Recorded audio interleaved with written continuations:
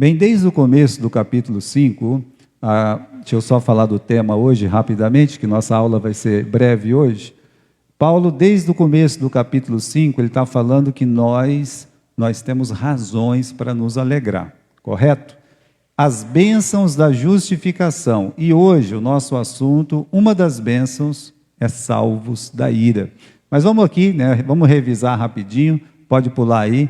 É isso aí. Você joga para baixo. Hoje nós estamos sem o Natan, nós estamos sem o Caio, né? Vocês vão ter que ter um pouco de paciência aí, tá certo? Isso. Tá conseguindo aí? Ou tá travado, Felipe? Isso. Vamos lá.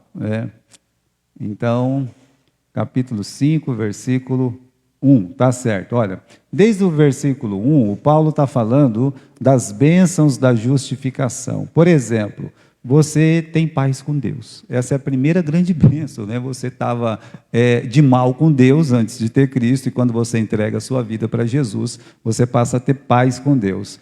A justificação, ele te dá acesso à graça. Como assim? É o direito de você entrar na presença de Deus e desfrutar de um laço paternal. E você poder olhar para Deus e Deus olhar para você e dizer assim, eu sou um filho de Deus, eu não sou mais uma criatura de Deus.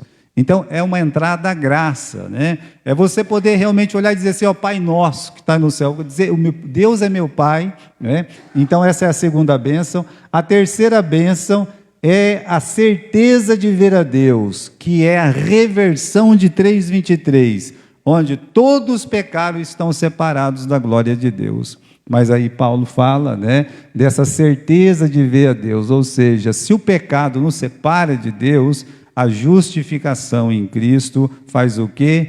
Ela te coloca novamente na presença de Deus. Depois, concede alegria nas tribulações. Isso é esquisito, hein, pastor? Não, quando vem uma tribulação, olha, pela tribulação, a tribulação produz a paciência, e você fica uma pessoa experiente, e aí você fica uma pessoa cheia de esperança, né? É 3 coisas que os momentos ruins trazem para a gente: paciência, experiência e esperança. Agora, meus irmãos, na semana passada, a gente falou do versículo 6 até o versículo 8, que fala que, como Deus, né, nos justificou em Cristo, então estando nós, olha lá, versículo 6, porque Cristo, estando nós ainda fracos, morreu a seu tempo pelos ímpios. Versículo 8, Deus prova o seu amor para conosco, em que Cristo morreu por nós, sendo nós ainda pecadores. Então, a justificação traz uma outra grande bênção, que essa grande bênção nós tivemos que falar só dela semana passada, uma bênção só. Veja só, na primeira lição foi 5 bênçãos, mas na semana passada foi uma bênção só, né? Qual foi a bênção? A confiança que nós temos no amor de Deus. É isso que nós falamos a semana passada, né? Olha, daqui, pode pular aí, né? A justificação nos faz confiantes no amor de Deus. Deus fez o quê? Ele derramou o seu amor em nossos corações. Eu lembrei os irmãos do seguinte, né? Como é que estava o nosso coração quando Deus ele derramou o seu amor no nosso coração? Igualzinho Ezequiel 17:9, completamente corrupto. Ou conforme Marcos capítulo 7, versículo 21, versículo 22. O que tem lá no coração? Eu vou ficar esperando esse coração ficar limpo, ficar perfeito, ficar novinho, Não. Deus derramou o seu amor por nós, como está aqui no versículo 6 e 8. Está dizendo assim, estando nós ainda fracos. Essa palavra fraco significa que você não tinha força para ir. Como não tem, né? A força está em Deus. E no versículo 8 fala, sendo nós ainda pecadores. Ou seja, foi ali que Deus derramou o seu amor para conosco. Nesse momento e de muita fragilidade. Agora, uma coisa que nós aprendemos, e esse versículo de 1 João, capítulo 4, versículo 16, ele é muito importante. Ele diz assim, nós conhecemos o amor que Deus tem por nós, mas olha a segunda parte, nós confiamos nesse amor. Às vezes a pessoa conhece o amor de Deus, aí ela sabe decor, como é que se manifesta o amor de Deus? Ah, lá na cruz, não é assim? Lá na cruz. Mas aí tem uma outra coisa. Será que você confia nesse amor? Pastor, claro que eu confio nesse amor. Você confia nesse amor só quando está tudo bem ou quando as coisas estão tudo ruim? Estão todas traspassadas. Você vai continuar, e aí morre alguém da sua família. Você continua confiando nesse amor? E aí acontece algum problema, e você continua confiando nesse amor? Então, aí é nesse ponto, né? A palavra crer ou confiar, como depende da tradução, em 1 João capítulo 4, versículo 16. É um amor imutável, é um amor incondicional, ninguém pode roubar, e você também não pode perder esse amor, porque é um amor que Deus tem por você.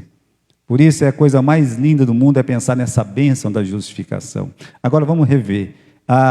O que é ser justificado por Deus? Veja só, como é importante esse assunto da justificação. Ser justificado por Deus é você ser declarado justo por Ele, correto?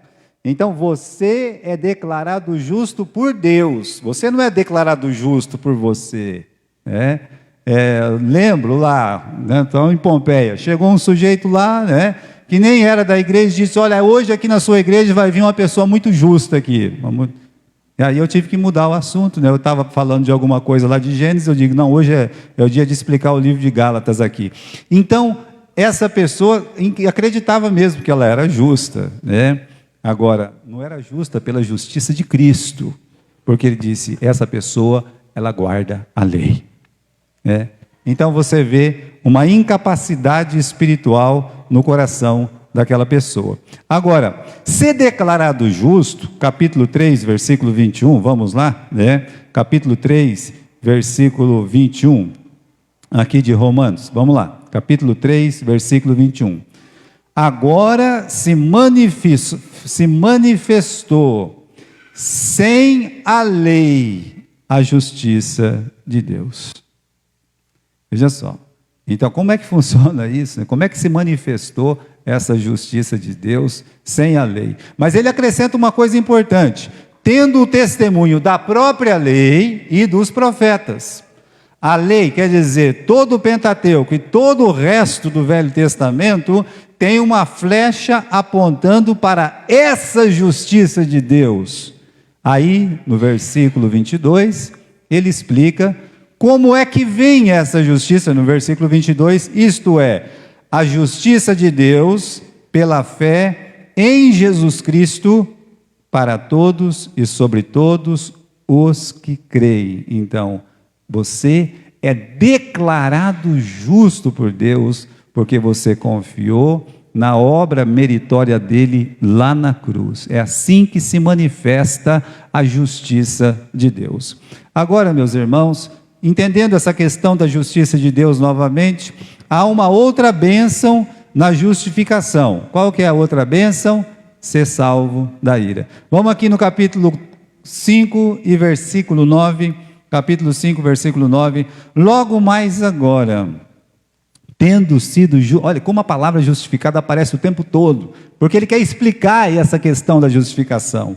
Primeiro ele fez a gente entender como nós ficamos justos, crendo em Cristo.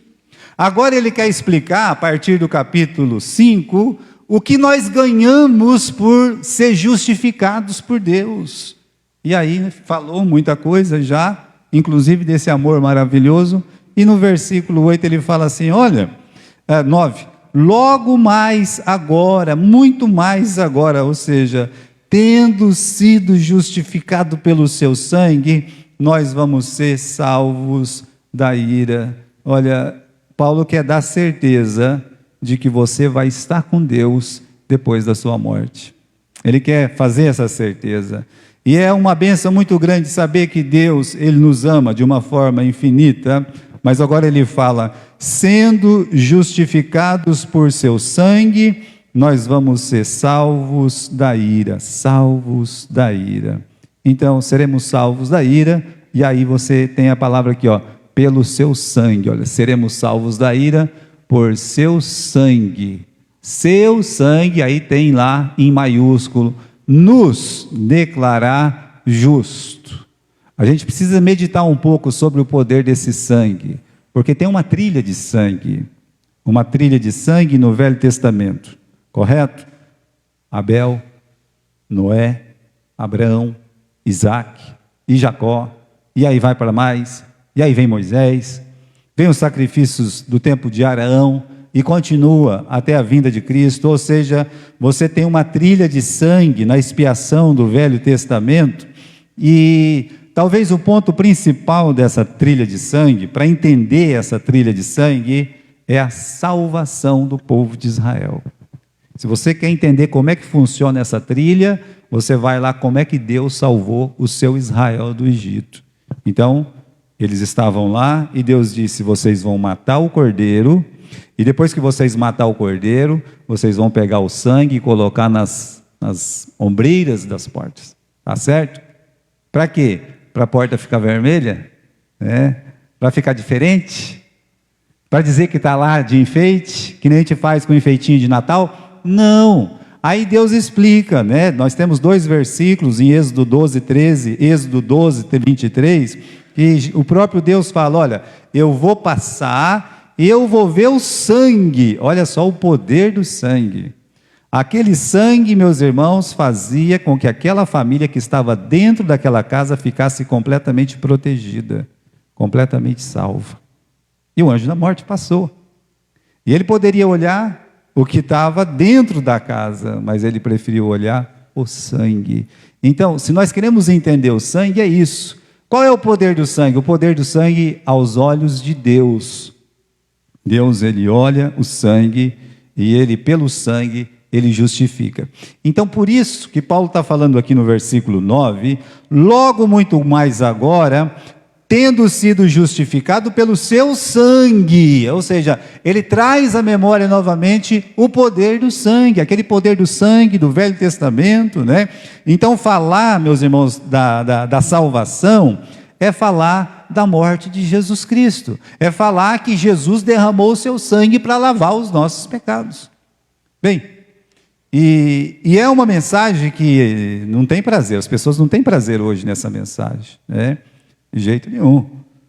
Tem a história do Adoniran Judson. Ele foi um dos primeiros missionários da era moderna, mas ele, meus irmãos, ele foi usado por Deus para evangelizar a Birmânia, e ele, a esposa dele, né, uma pessoa, a Ana de Ava, né, você pode ter esses livros na sua mão, maravilhosos, mas quando ele já estava velho e ele saiu da Birmânia para poder ficar um pouco na Inglaterra, né, naquela licença de missionário, ele já estava muito de idade.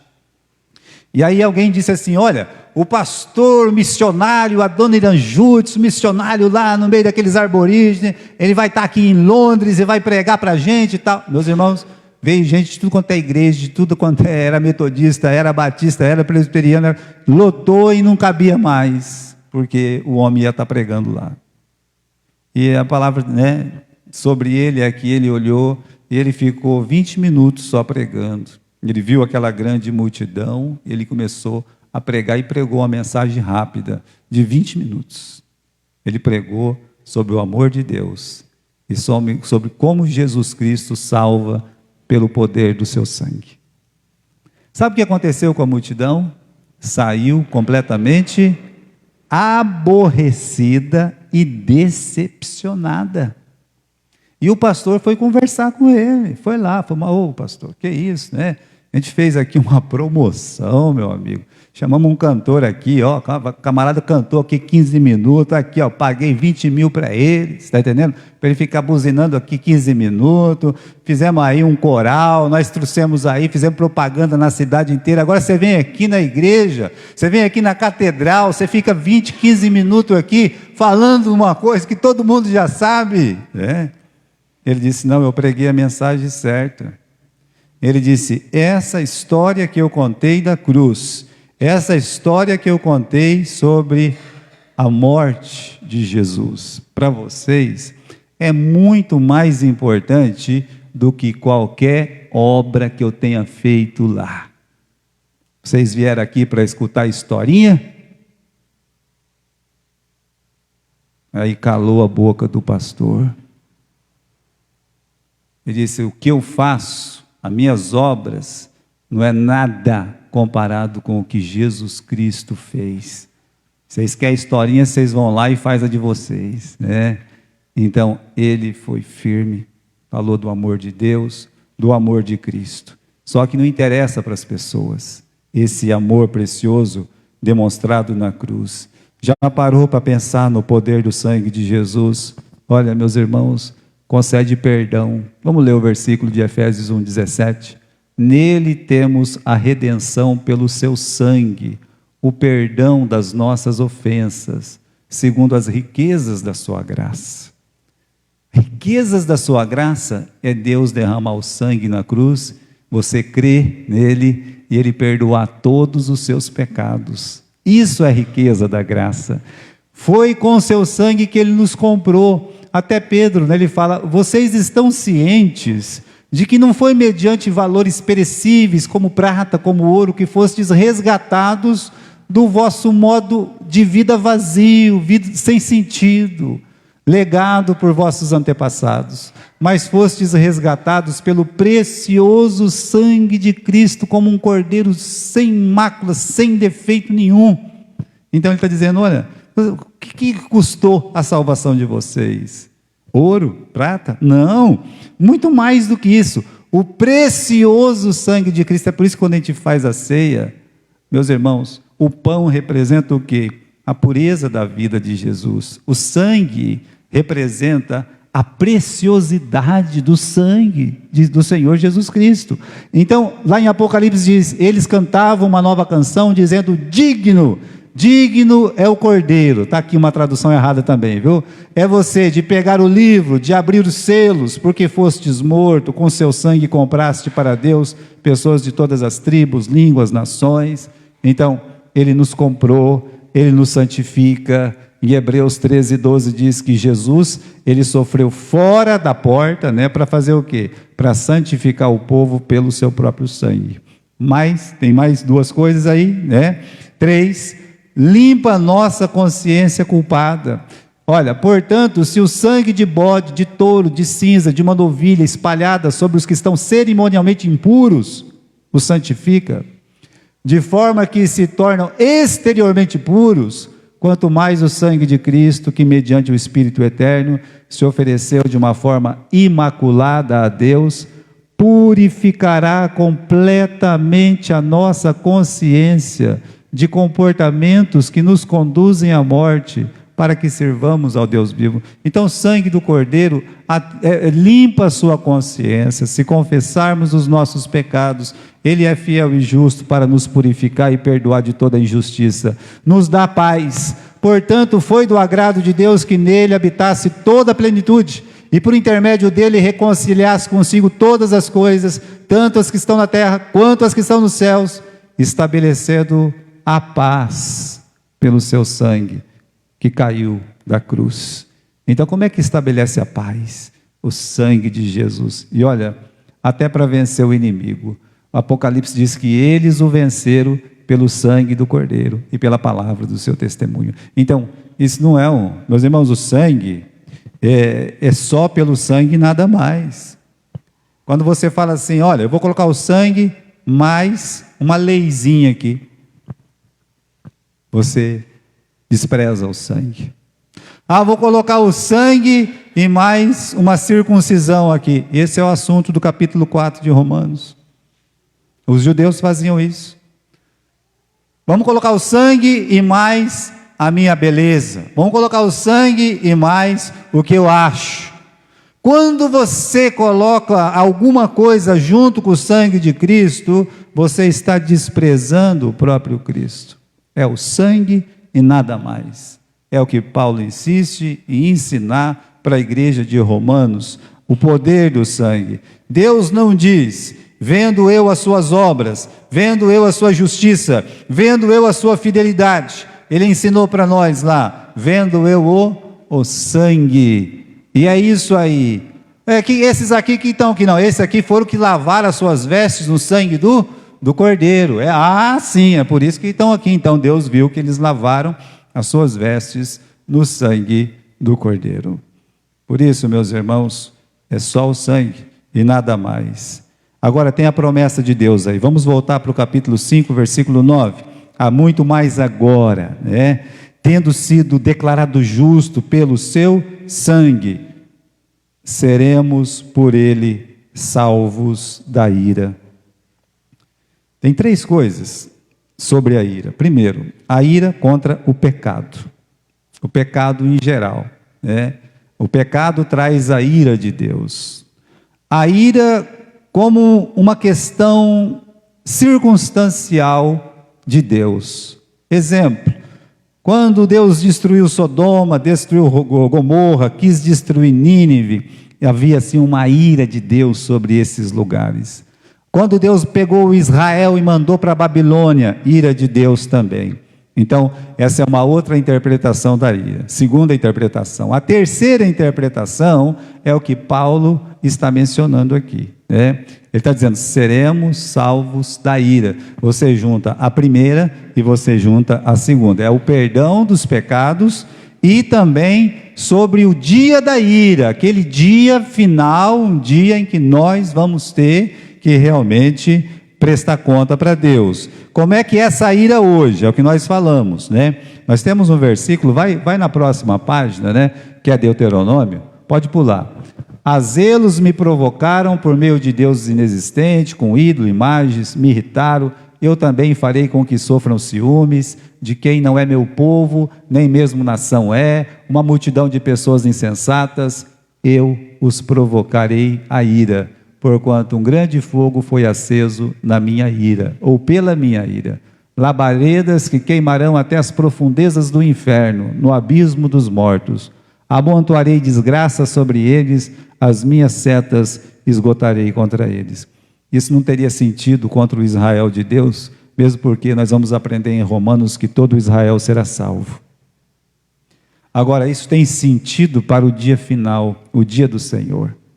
Ele esgotar sua seta, calma lá, quando ele esgotar sua seta, não vai ter mais seta de ira, correto?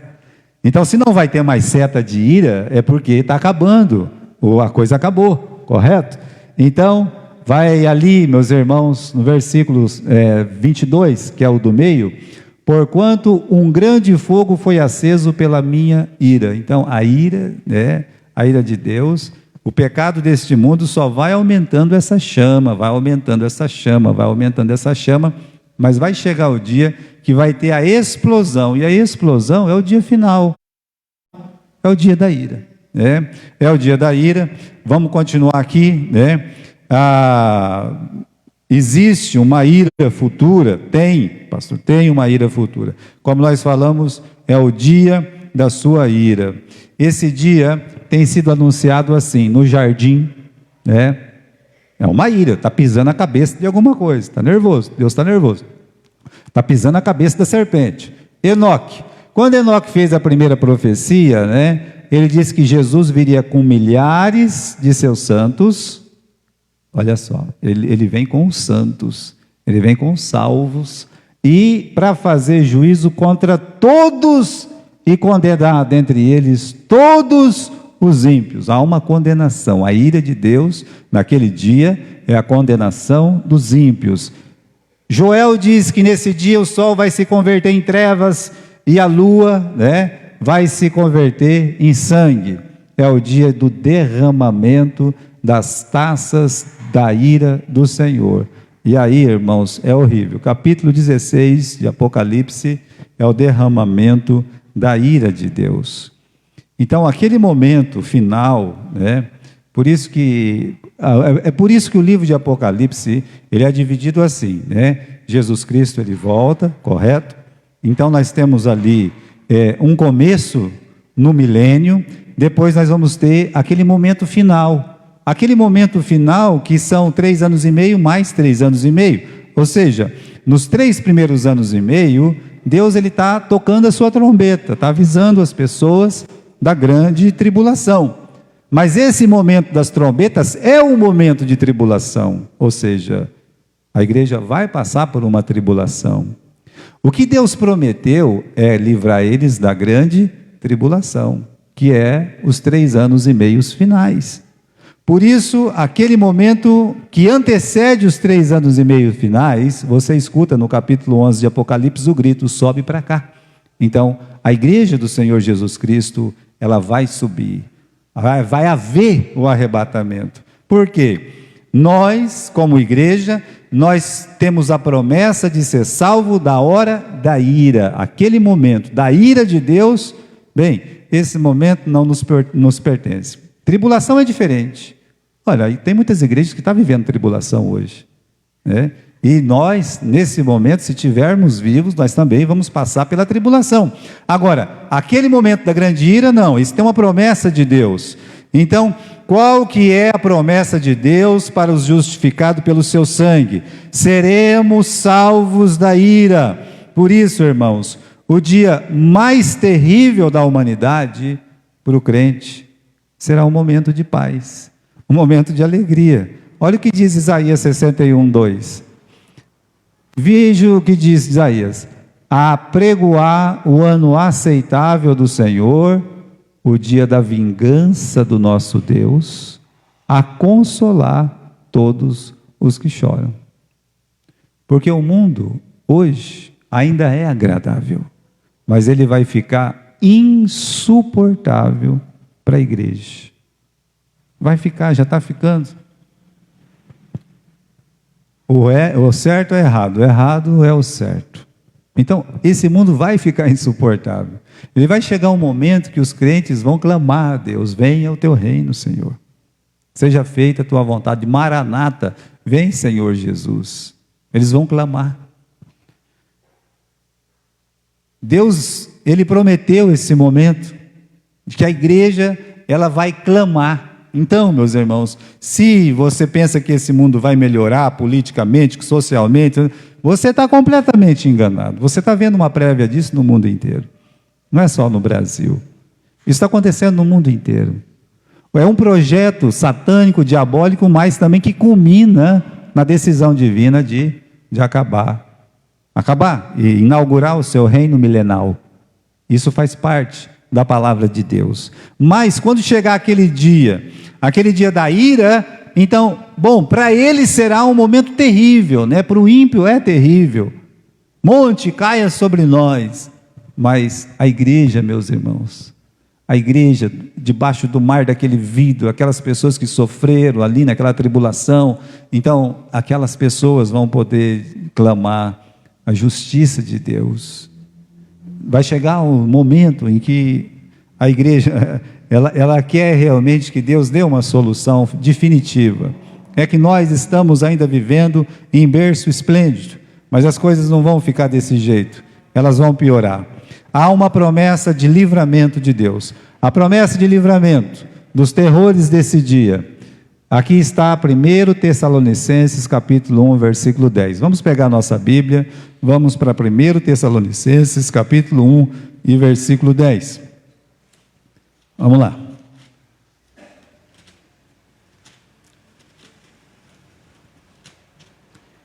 Diz assim: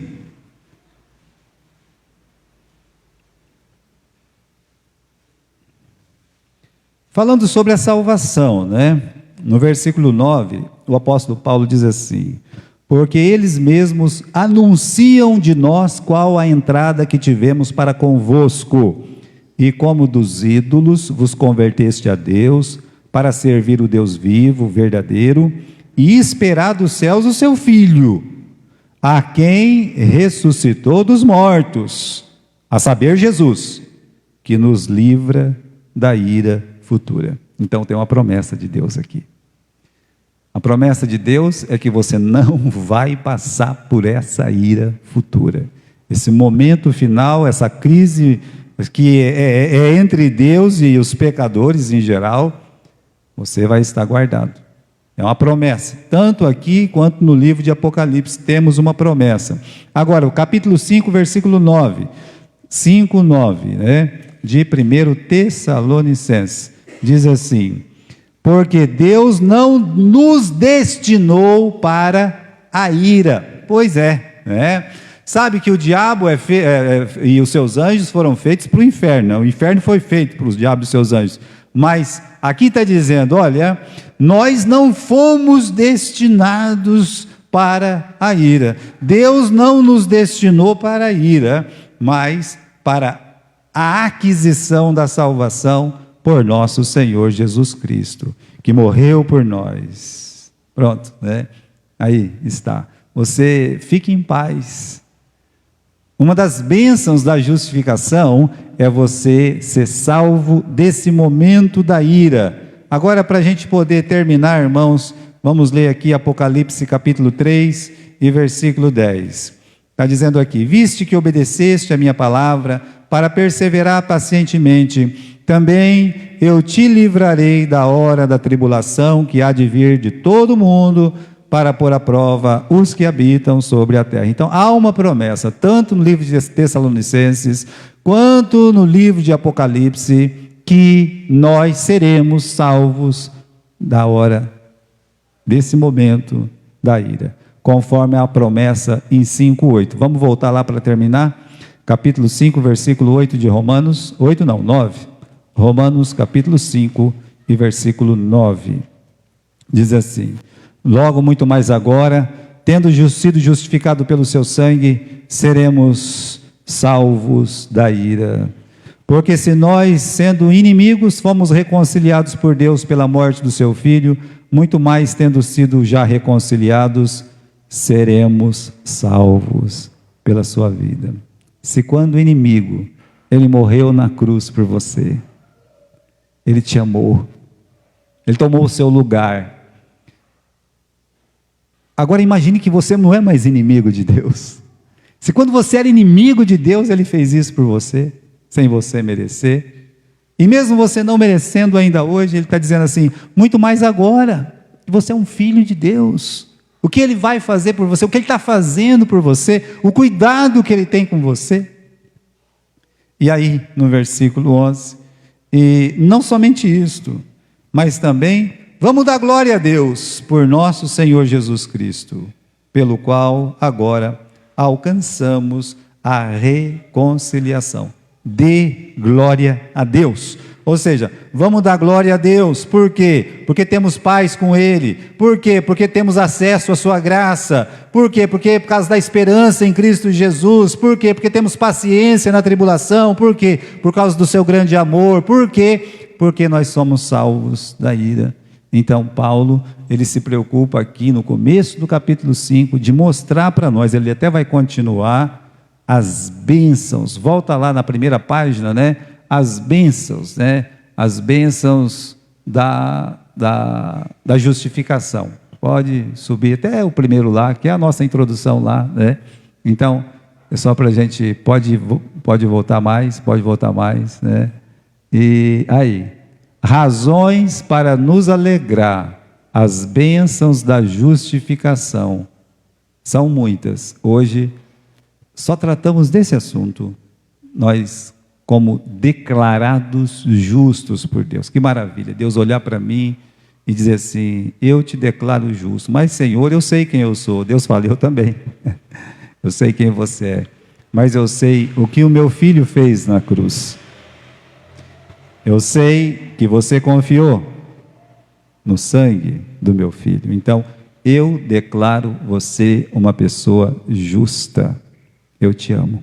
Isso, meus irmãos, é o que está escrito no capítulo 5 do livro de Romanos.